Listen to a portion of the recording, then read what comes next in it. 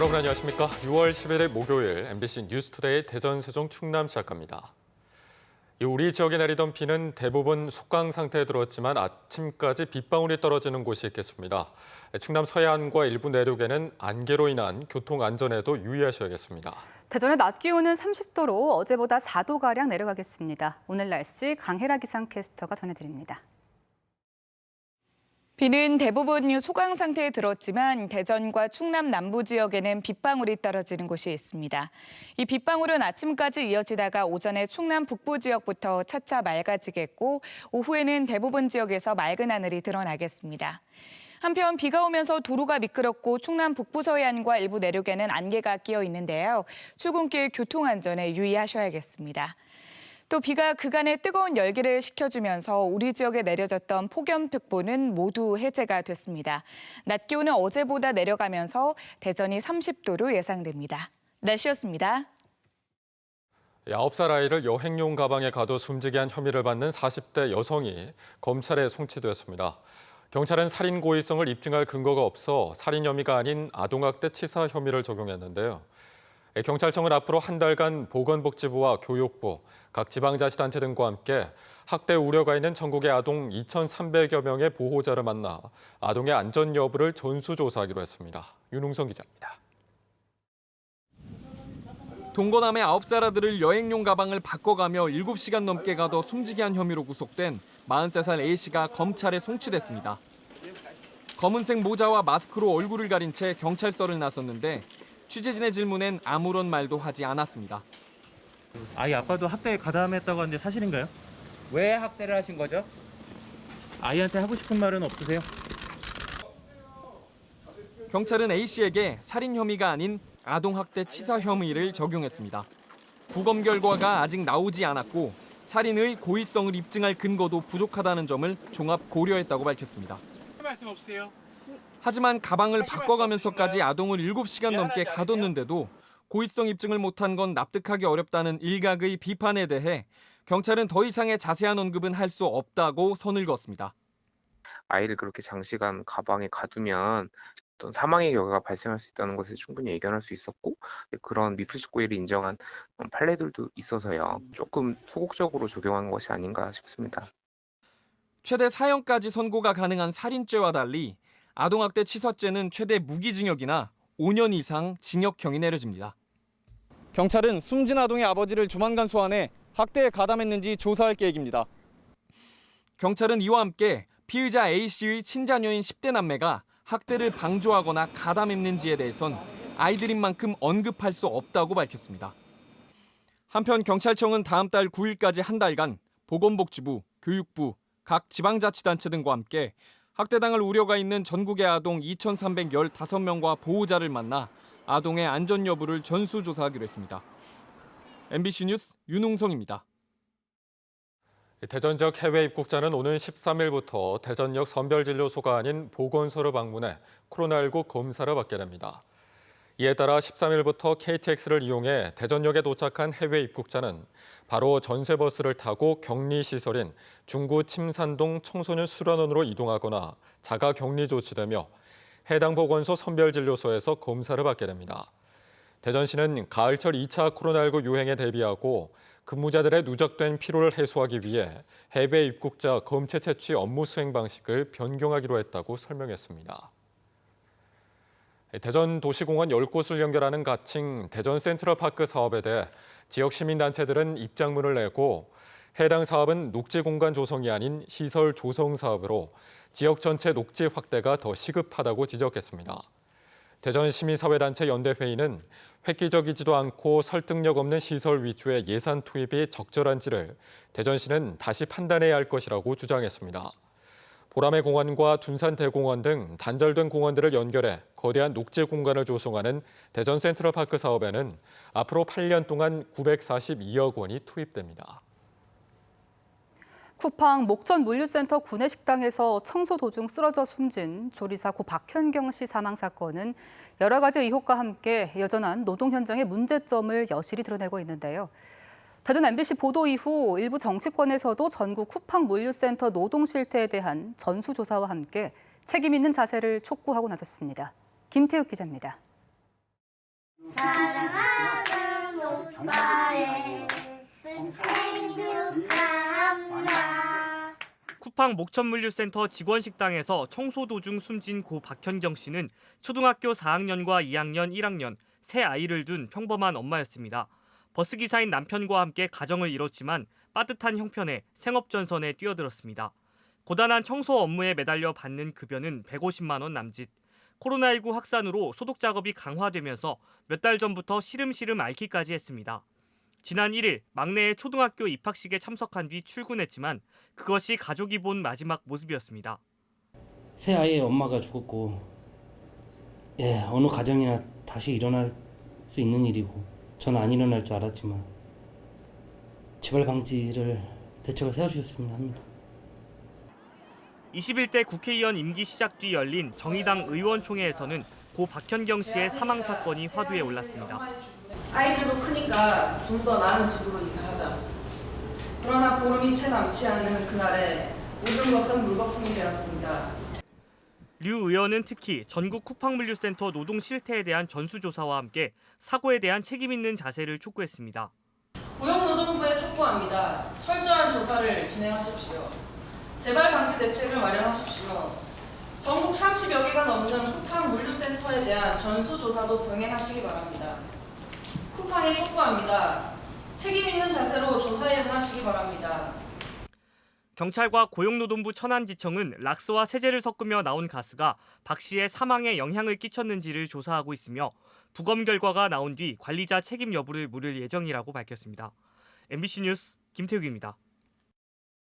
세종 갑선거구 홍성국 의원이 국회 세종세당 설치를 골자로 하는 국회법 일부 개정 법률안을 대표 발의했습니다. 법안 발의에는 여야 국회의원 80명이 공동 서명했으며 특히 더불어민주당 충청권 의원 20명 전원이 동참했습니다. 국회법 일부 개정안은 지난 20대 국회에서도 이해찬 민주당 대표가 발의했지만 자동 폐기된 바 있습니다. 한편 세종시 3법의 또 다른 법안인 세종시법과 법원 설치법 등은 세종 을선거구의 강준현 의원이 곧 발의할 것으로 알려졌습니다. 세종시 교육청이 면 지역에 있는 세종예술고를 동지역으로 착각해 수천만 원의 수업료를 추가로 받아온 것으로 행정사무감사에서 드러났습니다. 세종시의회 임채성 의원에 따르면 세종예술고의 위치는 연기면 세종리지만 교육청은 어진동으로 파악해 학생들이 내는 수업료도 연간 14만 원가량 추가로 걷어 지난 3년간 3,300만 원가량을 부당 징수한 것으로 확인됐습니다. 세종교육청은 주소 오류 원인을 파악하고 수업료를 조속히 반환하겠다고 해명했습니다. 코로나19로 우리 사회 많은 것들이 달라졌죠. 특히 보건용 마스크를 빌미로 사기 행각을 벌이거나 감염병 규정을 어겨 입건되는 등 코로나19와 관련된 신종 범죄도 늘어나고 있는데요. 검찰은 이들을 무더기로 기소하고 법에 따라 엄정 처리하기로 했습니다. 이승섭 기자입니다. 세종시에 사는 33살 A씨는 지난 4월 필리핀에서 입국한 뒤 2주 동안 자가격리를 해야 했습니다.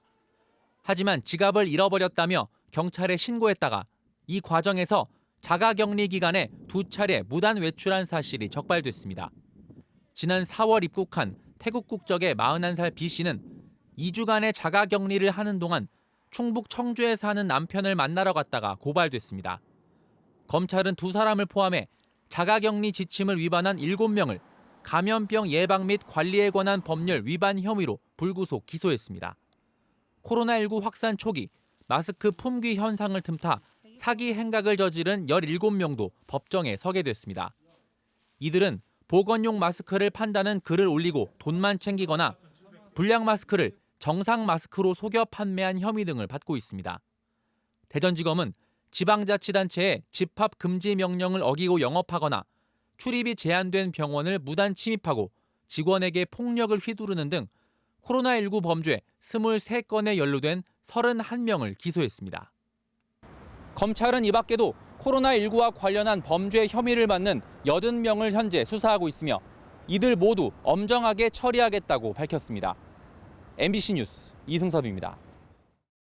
대전지법 제12형사부 심리로 열린 결심 공판에서 검찰이 전직 국회의원과 대전시장 후보 후원회 불법 기부한 혐의로 재판에 넘겨진 대전 모 중견건설업체 대표와 임원에게 각각 징역 1년 6개월과 징역 6개월을, 돈을 받은 국회의원 보좌관에게 징역 2년을 각각 구형했습니다.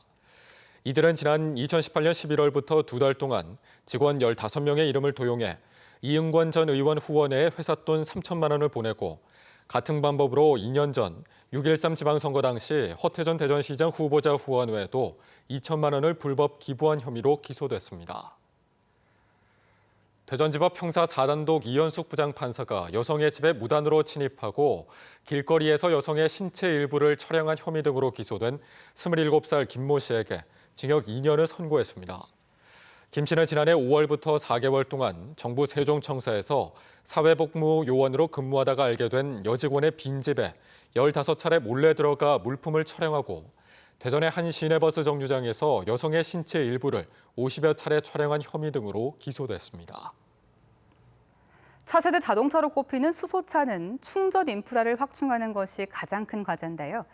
지금으로서는 수소 생산과 소비가 분리되어 있어서 막대한 물류비가 소요됩니다. 국내 연구진이 충전소에서 직접 고순도 수소를 생산하는 원천 기술을 개발했는데, 상용화에 성공하면 마치 주유소에서 기름도 생산하고 판매하는 일이 가능해지게 되는 겁니다. 고병관 기자가 보도합니다. 대전에 하나뿐인 수소차 충전소. 이곳에서 판매하는 수소는 하루 한 번씩 서산 대산화학단지에서 트럭제에 공수해 오고 있습니다. 결국 수소 가격에 생산비 그리고 물류비까지 더해지는 구조인데, 수소차 시대를 열려면 이 문제가 해결돼야 합니다. 한국에너지기술연구원이 개발한 도심형 수소 생산 장비입니다. 대규모 공정에 필요한 부생 수소 방식보다 훨씬 간단한 SMR, 즉 추출 수소 방식으로 수소를 생산하는데, LNG와 고온의 물을 반응시켜 99.99%의 고순도 수소를 생산합니다. 도시가스를 활용해 수소를 생산하는 건데, 각종 불순물을 흡착 분리하는 기술까지 접목돼 배기가스도 크게 줄였습니다. 우리나라의 그 도시가스 배관망이 잘 구축이 돼 있기 때문에 저희가 원하는 위치에서 이 장치를 놓고서 바로 수소를 간단하게 생산할 수 있다는 장점이 있습니다. 하루 수소 생산량은 차량 100대 충전이 가능한 500kg 정도로, 생산 효율도 82%로 국제 기준을 충족합니다. 특히 장비 한 대당 제작비가 10억 원 안팎으로 일본 제품의 3분의 1가량에 불과해 경쟁력도 높습니다. 기본적으로 모듈화 설계를 하면서 공정 자체를 단순화하고 컴팩트화 시킨데, 거기에 이제 그 가격 저감 요인이 있다고 봅니다. 이 기술은 국내 기업에 기술 이전됐으며, 대전을 비롯해 경기도 평택, 경남 김해 등의 거점형 수소 생산 기지 모델을 건설하는 방안이 검토 중입니다. MBC 뉴스 고병관입니다. 일봉산 관련 주민투표 실시를 놓고 한 차례 의견 대립을 보였던 천안시 의회와 박상돈 천안시장이 첫 시정질문 자리에서 또 각종 정책을 놓고 설전을 벌였습니다.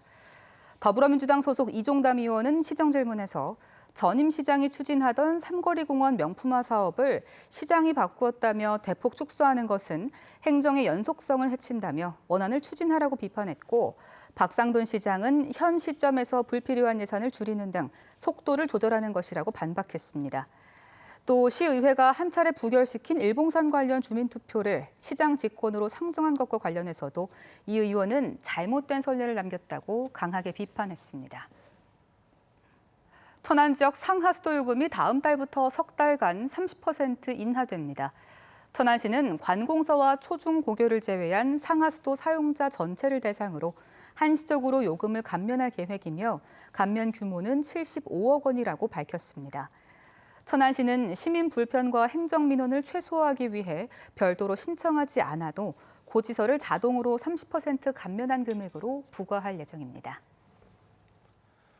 추사체로 유명한 추사 김정희 선생의 특별한 전시회가 고향인 예산에서 열리고 있습니다. 한 점밖에 없는 초상화 진품 등 보물 2점도 40여 년 만에 고향으로 돌아와 관광객들에게 선보이고 있습니다. 조영찬 기자가 다녀왔습니다. 관복을 입고 온화한 미소에 기품 있는 자세로 앉아있는 추사 김정희 선생. 전국 유일의 진품 초상화입니다. 보물 제547호로 국립중앙박물관에서 소장 중인데 40년 만에 고향으로 돌아와 전시됐습니다. 공산 무인 수류 화계. 빈 산에 사람이 없는데 물이 흐르고 꽃은 만개했다. 추사가 당나라 문장가인 사공도의 20-40품 중 일부를 쓴 김정희 서금 반첩으로 역시 국립중앙박물관에서 소장하던 보물입니다. 척합이라든가 그 추사 선생님이 쓴 줄을 몰랐거든요. 여기 와서 또 이 설명을 또 이렇게 읽고 보니까 추사 선생님의 그 명성이 다시 한번 느껴집니다. 완벽하다 그럴까? 어떻게 감히 이렇게 표현을 못할 정도로 놀라움밖에 없습니다. 삼각산, 즉 북한산을 기행하며 쓴 시와 수서나 그림과 칠언시까지 친필 작품과 유물 20여 점도 추사고택 전시관에서 선보이고 있습니다. 특히 일반에 쉽게 공개되지 않았던 추사의 후손들이 기증한 보물들을 추사의 생가와 묘역이 있는 곳에서 관람할 수 있어 더욱 의미가 깊습니다. 추사의 연대별 중요 업적 순으로 하여 유물들을 보실 수가 있는데요. 그 유물들을 통해 추사의 10대, 그리고 20대, 30대, 그리고 50대부터 70대까지의 그 서체의 변화와 그리고 대표적인 글씨의 특징을 보실 수 있는 전시입니다. 예산군과 경기도 과천시, 제주도, 예술의 전당 등 4개 기관이 공동 주최하는 이번 기획전은 오는 8월 9일까지 계속됩니다. MBC 뉴스 조형찬입니다. 대전시는 청년 창업자의 성장 지원을 위한 이노 스타트업 육성 사업과 창업 첫걸음 생활혁신 창업 지원 사업 하반기 참여자를 모집합니다. 모집 대상은 정보통신과 바이오, 로봇지능 분야 등 4차 산업 관련 기술을 보유한 3년 이내 청년 창업기업과 예비 청년 창업자로 10팀 내외로 선발할 예정입니다. 또 코로나19 여파로 신청은 온라인 접수로만 가능하며 사업별 평가 방식도 영상을 통한 비대면 방식으로 운영할 계획입니다. 대전시와 한국토지주택공사가 지역 내 균형 발전과 주거 환경 개선을 위해 협력하기로 했습니다. 이에 따라 한국토지주택공사는 동구 천동 1주거 환경 개선 사업 구역 내 자체 보유 중인 장기 미개발 용지와 국공유지 등을 활용해 대전 드림타운 1,300세대를 짓는 사업을 주관하게 되며 시는 행정 지원에 나섭니다. 두 기관은 또 역세권 개발 사업과 도시정비, 재생 사업에서도 상생 방안을 마련하기로 했습니다. 오는 26일 실시되는 천안 일봉산 민간공원 특례 개발에 대한 주민투표에 참여할 투표인 수가 13만 496명으로 집계됐습니다. 천안시는 지난 4일부터 닷새간 투표인 명부를 작성한 결과 주민투표 실시 구역인 일봉동과 쌍용 1동 등 6개 동 13만여 명으로 집계됐으며 오늘까지 열람과 이의 신청을 진행하고 오는 14일 투표인 수가 확정된다고 밝혔습니다. 한편 일봉산 민간공원 특례 개발에 대한 찬반을 묻는 주민투표는 오는 21일부터 이틀간 사전투표가, 오는 26일에는 본투표가 실시됩니다. 마늘 주산지인 서산에서 중국종과 스페인종 등 난지역 마늘이 지역 특산물인 서산 육종 마늘로 둔갑 판매돼 소비자들의 주의가 요구됩니다. 서산시는 외곽도로 등에서 일부 상인이 난지역 마늘을 육종 마늘로 속여 팔아 소비자들의 항의가 잇따르고 있다며 외형상 구분이 어려운 점을 악용하는 것으로 보인다고 밝혔습니다. 또 육종 마늘은 외국산 마늘보다 한 달 정도 늦은 이달 말부터 출하된다며 검증된 판매처를 이용해달라고 당부했습니다. 한국철도시설공단은 다음 달 10일까지 철도 안전성 강화를 위한 철도 분야 국가안전대진단에 들어갔습니다. 국가안전대진단에는 민간 전문가 등으로 철도 분야 합동 점검반이 구성돼 사용 연수 50년 이상, 안전등급 C등급인 교량과 전기 설비, 다중 이용 역사, 낙석 산사태가 우려되는 취약 지역 등 모두 199곳을 집중 점검할 예정입니다. 특히 모바일 안전점검 앱을 활용해 점검 결과를 체계적으로 관리하고 수중 드론으로 접근이 어려운 하천 교각 하부도 정밀 점검할 계획입니다.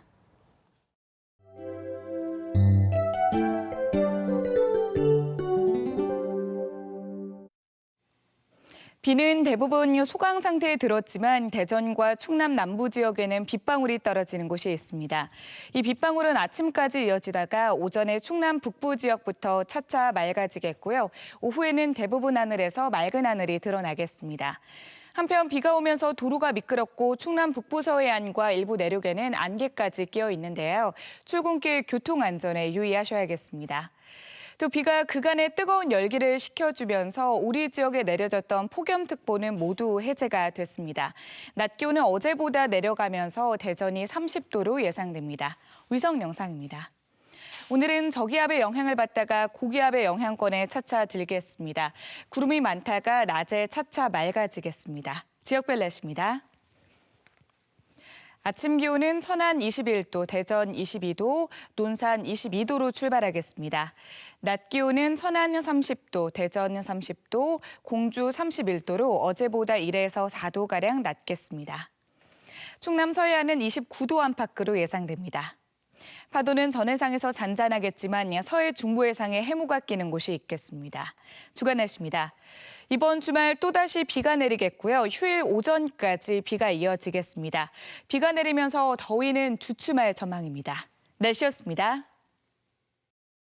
이상으로 MBC 뉴스투데이 대전, 세종, 충남을 마칩니다. 내일 다시 뵙겠습니다. 고맙습니다.